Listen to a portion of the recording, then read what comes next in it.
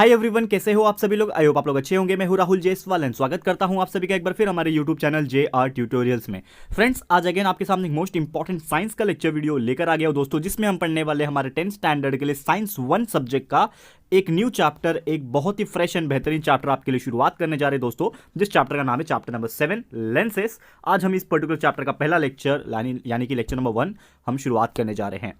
तो दोस्तों यहाँ पे जो इसके पहले का जो चैप्टर था, चैप्टर नंबर 6 की हम बात करें, रिफ्रैक्शन ऑफ लाइट, वो भी हमने प्रीवियसली कुछ लेक्चर्स में कंप्लीट किया था। तो उम्मीद करता हूँ कि आप लोग को ये जो चैप्टर हम नया जो शुरुआत करने जा रहे हैं ये भी आपको पसंद आ जाएगा, जिसका नाम है लेंसेस। तो ये चैप्टर में बेसिकली हमें पढ़ना है क्या है, लेंसेस क्या होता है, जो कि ऑलरेडी आपको बहुत पहले से ही पता है, 9th में भी आपने पढ़ा होगा लेंसेस के बारे में। तो लेंसेस एक्चुअली दो टाइप के होते हैं, लेकिन इसके पहले मैं टाइप्स पढ़ाऊँ आपको यहाँ पे क्विक थोड़ा सा जानने की कोशिश करते हैं कि what do you mean by lenses. तो lenses are use in spectacle, जैसे कि आपने सभी ने देखा है कि लेंस का एक्चुअल में मीनिंग या फिर दिखने में अगर मैं बात करूँ कैसा दिखता है, जैसे कि आपका चश्मा होता है जो आप पहनते हो दोस्तों, वही होता है लेंसेस। ठीक है, एंड वो जो लेंसेस होता है it is also use in the telescope. कहाँ पे इस्तेमाल होता है, टेलीस्कोप में इस्तेमाल होता है। तो क्या होता है basically lenses, it is a transparent medium. ठीक है ना, क्या है ये, एक ट्रांसपेरेंट मीडियम है बाउंड बाय टू सरफेस, यानी कि दो सरफेस, एक आगे की तरफ और एक पीछे की तरफ। तो दो सरफेस से बाउंड किया होता है। और ये जो लेंस होते हैं, जो यहाँ पे दो स्पेरिकल सरफेस होते हैं ना, वो या तो आउटवर्ड की तरफ रहता है तो या तो इनवर्ड की तरफ रहता है। तो जो चीज़ आउटवर्ड की तरफ होता है, आउटवर्ड यानी कि कैसा होता है, जैसे कि ऊपर से भी यहाँ पे फुला हुआ, नीचे से भी फुला हुआ, तो आउटवर्ड है। तो ऐसे टाइप के लेंसेज को हम लोग क्या बोलते हैं, कॉन्वेक्स या फिर डबल कॉन्वेक्स लेंस। तो आपने ये चीज़ तो पहले से पढ़ा, इसको ज़्यादा डिटेल में एक्सप्लेन करने की जरूरत है। 9th स्टैंडर्ड में ऑलरेडी एक चैप्टर था जिसमें हमने डिस्कस किया था कि कभी भी कोई भी लेंसेज अगर इनवर्ड की तरफ झुका होता है, यानी कि जिसको मैंने आपको बताया था कि इसको क्या बोलना है, खाली पेट। खाली पेट मतलब उसमें कुछ खाना नहीं है। तो ऐसे टाइप के कुछ लेंसेज जो होते हैं दोस्तों, इसको हम लोग बोलते हैं कॉनकेव लेंस। और जिसका पेट भरा रहता है, यानी मोटू राम बोला था हमने, ठीक है, 9th के इस पर्टिकुलर लेक्चर में हमने बताया था। अभी तो आप 10th में हो, लेकिन जिसने 9th के वीडियोस हमारे देखे होंगे उनको पता होगा। तो इस चीज़ को याद रखने के लिए बता रहा हूँ। ये आपका ऊपर वाला जो दिख रहा है ये वाला, तो अगर वो खाली पेट है, यानी कि खाना नहीं है इसके अंदर, खाली पेट है, तो ये है आपका कॉनकेव लेंस। और उसका भरा पेट है, अगर इस तरफ से उसका रीजन है, ऊपर की तरफ से आउटवर्ड है, तो उसको बोलेंगे कॉन्वेक्स लेंस। तो अगर वो स्पेरिकल है, ऊपर से दोनों साइड उसका आउटवर्ड है, तो उसको बोलेंगे कॉन्वेक्स या फिर डबल कॉन्वेक्स लेंस, लगभग इस प्रकार का। ठीक है, डायग्राम में आपको दिख रहा होगा। ठीक है, दिस लेंस इज थिकर। यहाँ पे क्या होता है कि ये जो लेंस है ना, ये थोड़ा सा थिक होता है near the centre as compare to edges, यानी कि जो उसका एज होता है ना, एज यहाँ पे जो कोना उसका होता है, तो कोने के कंपैरिजन में जो मिडल का पोर्शन होता है वो ज़्यादा थिक होता है। ठीक है, और ये जो लेंस होता है दोनों ही सरफेस पे क्या होता है, स्पेरिकल होता है, अंदर की तरफ से भी स्पेरिकल होता है। तो वो जो लेंस, जो भी लेंस जो होते हैं ना दोस्तों, वो अगर अंदर की तरफ से स्पेरिकल जो होते हैं, जैसे कि मैंने आपको बताया कि ऊपर की तरफ से रहेगा स्पेरिकल, तो वो कॉन्वेक्स लेंस है या फिर डबल कॉन्वेक्स लेंस है। लेकिन अगर कोई भी लेंस अंदर की तरफ से स्पेरिकल रहेगा, जैसे मैंने बोला था खाली पेट, तो अंदर की तरफ से दोनों साइड से अगर ये है इस प्रकार, ठीक है ना, यहाँ से भी अंदर की पेट से है और यहाँ से भी अंदर की तरफ से पेट खाली है उसका। ठीक है, तो ऐसे टाइप के लेंसेज जो होते हैं उसको हम लोग बोलते हैं कॉनकेव लेंस या फिर डबल कॉनकेव लेंस। ठीक है, और ये जो लेंस होते हैं यहाँ पे, ये अंदर की तरफ, यानी कि अगर मैं डायग्राम वापस से बनाऊँ यहाँ पे, यानी कि उसके जो एज होंगे, एज की तरफ देखोगे तो ये ज़्यादा थिक है, और बीच में क्या होते हैं, ज़्यादा सपाट है, यानी कि पतले हैं, थिन है। ठीक है, तो this lens is thinner at the centre as compare to its edges. Okay, तो ये जो डायग्राम मैं आपको बताने जा रहा हूँ, यहाँ पे आपको पता चलेगा कि कौन कौन से डिफरेंट टाइप के लेंसेस हैं यहाँ पे हम बताने की कोशिश करते हैं। जो मैंने आपको बताया कॉन्वेक्स एंड कॉनकेव वही चीज़ है, लेकिन यहाँ पे कुछ अलग अलग नाम है। जैसे कि दोनों साइड से आप देखोगे पेटूराम है, तो यहाँ पे क्या हो गया, बाय कॉन्वेक्स लेंस, दोनों साइड से बाय कॉन्वेक्स लेंस हो गया। फिर ये एक ही साइड से है, इसको बोलेंगे प्लेनो कॉन्वेक्स लेंस। फिर एक होता है पॉजिटिव मिनिस्कस, यानी कि इस तरह से अगर आपको देखने मिलेगा, बाहर की तरफ से है लेकिन ये प्लेन नहीं है, ये अंदर से वापस से चांद जैसा बनता हुआ दिखाई देगा, उसको बोलते हैं पॉजिटिव मिनिस्कस। फिर एक होता है बाय कॉनकेव, यानी कि दोनों तरफ से कॉनकेव है ये। ठीक है, एक होता है प्लेनो कॉनकेव जो कि आपको नजर आ रहा है, और एक होता है निगेटिव मिनिस्कस। तो निगेटिव एंड पॉजिटिव मिनिस्कस आपको समझ में आ रहा होगा। इस तरफ से कर्वेचर अगर आता है तो होता है पॉजिटिव मिनिस्कस, इस तरफ इस प्रकार से कर्वेचर अगर आता है तो उसको बोलते हैं निगेटिव मिनिस्कस। ओके, अब इसका जो क्रॉस सेक्शन होगा, अगर हम बात करें दोस्तों concave mirror and convex mirror की अगर बात करें, तो बहुत सारी चीज़ें होती हैं इसमें। तो अगर हम बात करें कि क्रॉस सेक्शन कॉन्वेक्स का और कॉनकेव लेंसेज का, जो यहाँ पे हमने डायग्राम में दिखाने की कोशिश की है, एक ए डायग्राम है और एक बी डायग्राम है, दोनों ही डायग्राम के थ्रू हम यहाँ पे दिखाने की कोशिश कर रहे हैं। तो ये जो सरफेस मार्क किया हुआ है 1, जो है स्पीयर 1 का पार्ट है। ठीक है, एंड जो सरफेस 2 आपको दिख रहा होगा, ये स्पीयर 2 का पार्ट है। ठीक है, तो ये स्पीयर 1 यहाँ पे, स्पीयर 2 यहाँ पे, स्पीयर 1 एंड स्पीयर 2, करेक्ट है, दो स्पीयर यहाँ पे है, जिसके हिसाब से हम लोग अलग अलग जो इसकी टर्मिनोलॉजी होती है हमारे लेंसेज के अंदर क्या क्या चीज़ें होती है, जो कि ऑलरेडी हमने डिस्कस किया था 9th स्टैंडर्ड में, आपने पढ़ा भी होगा, ये सब चीज़ आपको याद होगा, वही सब चीज़ें लेकिन थोड़ा सा एडवांस में हम लोग पढ़ने वाले हैं। तो ये डायग्राम के हिसाब से हम आपको बताएंगे। तो सबसे पहले चीज़ जो हमें ध्यान में रखनी होती है वो है सेंटर ऑफ कर्वेचर। तो क्या होता है centre of curvature? The centre of sphere और we can say curvature whose part from the surface of the lens are called as the centre of curvature. यानी कि एक तरीके से हम क्या बोल सकते हैं कि जो भी लेंसेज के अंदर जो सेंटर का पार्ट होता है, obviously we all know that कि अगर ये तो 2D में आपको दिख रहा है, 2 डायमेंशनल में दिख रहा है, तो ये सर्कल दिखाई देगा, लेकिन है एक्चुअली ये स्पीयर, जैसे बॉल होता है हमारा वैसे स्पीयर है ये। तो उसका जो भी मिडल पॉइंट होगा, ठीक है ना, जो भी इसका मिडल पॉइंट होगा, जैसे कि आपको ये डायग्राम में भी नजर आ रहा है, हर एक स्पीयर का क्या होता है, एक मिडल पॉइंट होता है। तो जो मिडल पॉइंट होता है centre of the sphere is also called as the centre of curvature. बहुत सिंपल सा बात है, जो भी स्पीयर का सेंटर रहेगा वही हो जाएगा सेंटर ऑफ कर्वेचर लेंसेज का।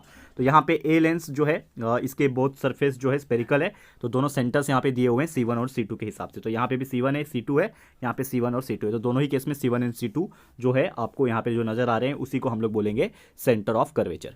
क्लियर है दोस्तों? तो उम्मीद करता हूँ कि ये पहला पार्ट क्या होता है सेंटर ऑफ कर्वेचर, ये आपको क्लियर हो गया होगा। बहुत सिंपल सा फंडा था, इसमें कुछ ज़्यादा सोचने वाली बात नहीं है। ओके, नेक्स्ट अगर बात करें that is radius of curvature. Radius of curvature की अगर बात करें रेडियस, तो आपको ये भी चीज़ तो क्लियर हो जाएगा कि कोई भी सर्कल या फिर स्पीयर तो जाने दो, लेकिन सर्कल की बात करेंगे तो सेंटर पॉइंट तो आपको पता चल गया।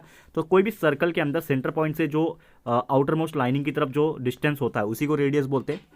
तो डेफिनेशन के पॉइंट ऑफ व्यू क्या होता है कि जो रेडियस होता है R1 और R2 स्पीयर का, जिसका पार्ट जो है सरफेस का लेंसेस तक आता है, उसी को हम लोग क्या बोलते हैं, रेडियस ऑफ कर्वेचर बोलते हैं लेंस के लिए। तो यहाँ पे क्या हो जाएगा, यहाँ पे आप देखोगे अगर ध्यान से, तो ये पॉइंट मेरा क्या है, सेंटर पॉइंट है, ये पॉइंट क्या है, मेरा सेंटर पॉइंट है, करेक्ट है। फिर ये अगेन ये वाला सेंटर पॉइंट है स्फीयर के लिए, ये भी सेंटर पॉइंट है। तो ये सेंटर पॉइंट से जो भी लाइन टच हो रहा होगा सर्कल के बॉर्डर पे, यहाँ से यहाँ पे नजर आ रहा है आपको, ठीक है, यहाँ से यहाँ नजर आ रहा है, यहाँ से यहाँ नजर आ रहा है, तो ये जो पार्ट है जो सर्कल पे टच कर रहा है ना, ये वाला पार्ट, तो इसको ही हम लोग बोलते हैं रेडियस ऑफ कर्वेचर। तो यहाँ पे रेडियस ऑफ कर्वेचर कौन सा है, यहाँ पे R1 है, ये वाला लाइन, ठीक है, फिर यहाँ पे ये वाला लाइन दिख रहा है आपको, ये हो गया R2, फिर यहाँ से C1 से लेके ये वाला part that is R1, and यहाँ से C2 से लेके R2 यानी कि ये डिस्टेंस।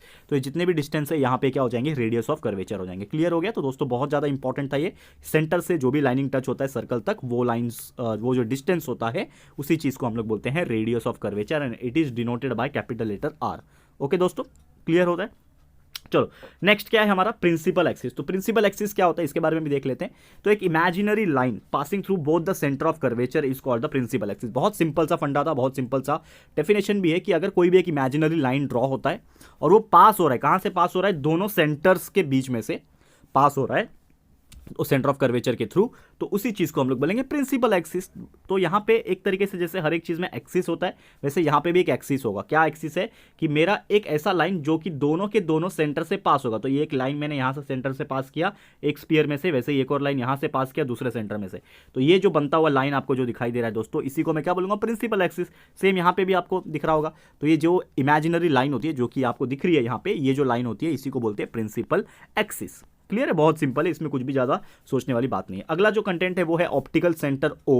तो ऑप्टिकल सेंटर क्या होता है कि जो पॉइंट होता है inside a lens on the principal axis through which the light rays pass without changing their path. यानी कि ये एक ऐसा पॉइंट होता है कोई भी लेंस के अंदर, ठीक है, प्रिंसिपल एक्सिस पे बिलोंग करता है ये पॉइंट, मतलब ये प्रिंसिपल एक्सिस का जो लाइन होगा उसी पे कहीं पे आएगा। लेकिन अगर ये जो पॉइंट है, ये जो ऑप्टिकल सेंटर का जो पॉइंट है, तो वहां पे अगर कोई लाइट रे आता है और पास हो जाएगा, तो वो कैसा पास हो जाएगा, विदाउट चेंजिंग देयर पाथ। यानी कि उसका जो पाथ होगा उसका डायरेक्शन चेंज नहीं होगा, और इसी चीज को हम लोग बोलते हैं optical centre of a lens. Okay, ये चीज याद रखना है। तो डायग्राम में दिखाने की कोशिश करेंगे। ऑप्टिकल सेंटर क्या हो जाएगा यहाँ पे, दैट इज O पॉइंट आपको नजर आ रहा है, दिस पॉइंट, ठीक है, ये वाला पॉइंट। तो यानी कि क्या बोल रहा है डेफिनेशन के अकॉर्डिंगली कि हमारा जो सेंटर के बीच में जो पॉइंट आ रहा है, जहां से आपकी जो लाइट है वो पास होगी लेकिन उसका डायरेक्शन चेंज नहीं होगा, तो वो वाला क्या होता है आपका ऑप्टिकल सेंटर। तो ये जो पार्ट दिख रहा है आपको O and this part is O, ये आपका क्या है, ऑप्टिकल सेंटर है। ओके दोस्तों, क्लियर हो गया? तो उम्मीद करता हूं कि ये चीज समझ में आ गया होगा। नेक्स्ट अगर बात करें प्रिंसिपल फोकस, जिसको F से डिनोट करते हैं, ये भी बहुत इंपॉर्टेंट चीज है।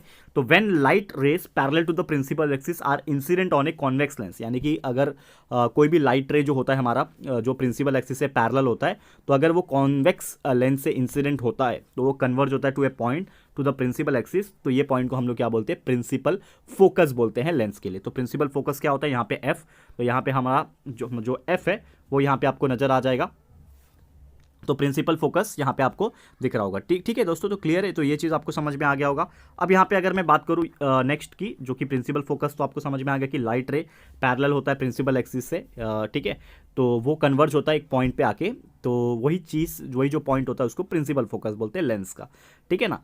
अब यहाँ पे एक मोस्ट इंपॉर्टेंट चीज़ ये भी है फोकल लेंथ, तो ये भी बहुत इंपॉर्टेंट चीज़ है और इसके ऊपर कभी कभी तो डायरेक्ट एग्जाम में पूछता है कि डिफाइन फोकल लेंथ।